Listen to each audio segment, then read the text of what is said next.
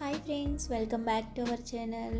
ఈరోజు మన వీడియోలో మెంతికూర టమాటా కర్రీ ఎలా ప్రిపేర్ చేసుకోవాలో చూద్దాం. ఇలా నేను చేసే విధంగా చేసుకుంటే ఇది మనకి అన్నంలోకి కాకుండా రోటీలోకి చపాతీలోకి కూడా చాలా బాగుంటుంది.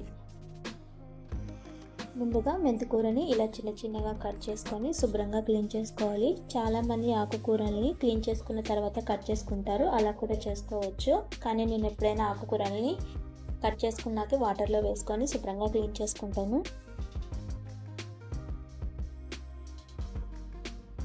ఇప్పుడు గ్యాస్ మీద కడాయి కానీ గిన్నె కానీ పెట్టుకొని దానిలో ఆయిల్ వేసుకోవాలి. ఆయిల్ వేడైన తర్వాత దానిలో జీలకర్ర, ఆవాలు, శనగపప్పు, ఎండుమిర్చి, చిన్నగా కట్ చేసి పెట్టుకున్న ఆనియన్స్, పచ్చిమిర్చి వేసుకోవాలి. ఆనియన్స్ కొద్దిగా ఫ్రై అవ్వనివ్వాలి.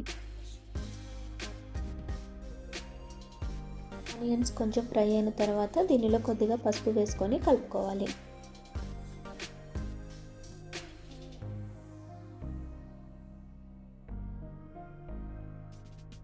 ఇప్పుడు దీనిలో కొద్దిగా వెల్లుల్లి పేస్ట్ వేసుకోవాలి. ఆకుకూరల్లోకి వెల్లుల్లి పేస్ట్ వేసుకుంటే కూర టేస్ట్ కూడా చాలా బాగుంటుంది. ఇప్పుడు దీనిలోకి మనం ముందుగానే కట్ చేసి పెట్టుకున్న మెంతికూరను వేసుకోవాలి. ఇలా మొత్తం ఒకసారి కలుపుకోవాలి. ఈ మెంతికూరను కూడా కొద్దిగా ఆయిల్లో ఫ్రై అవ్వనివ్వాలి. ఈ మెంతికూరను కూడా ఇలా ఆయిల్లో ఫ్రై చేసుకోవడం వల్ల కూర చేదుగా లేకుండా ఉంటుంది. ఈ మెంతికూర కూడా కొద్దిగా ఆయిల్లో ఫ్రై అయిన తర్వాత దీనిలోకి మనం చిన్నగా కట్ చేసి పెట్టుకున్న టమాటాలను వేసుకోవాలి. ఇప్పుడు దీనిలోకి కొద్దిగా సాల్ట్ వేసుకోవాలి. సాల్ట్ వేసుకోవడం వల్ల ఈ టమాటా ముక్కలు తొందరగా ఉడుకుతాయి.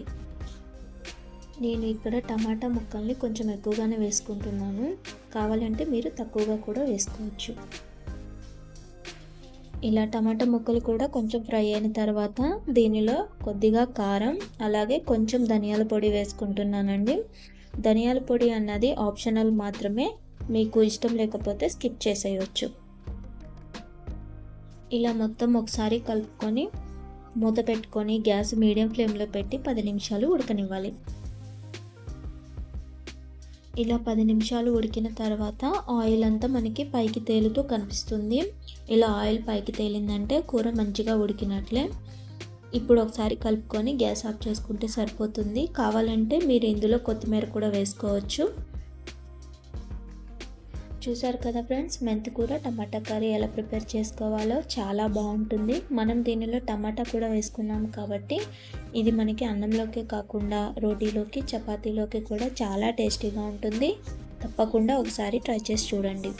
అలాగే మీలో ఎంతమందికి మెంతికూర టమాటా అంటే ఇష్టమో కామెంట్ చేయండి.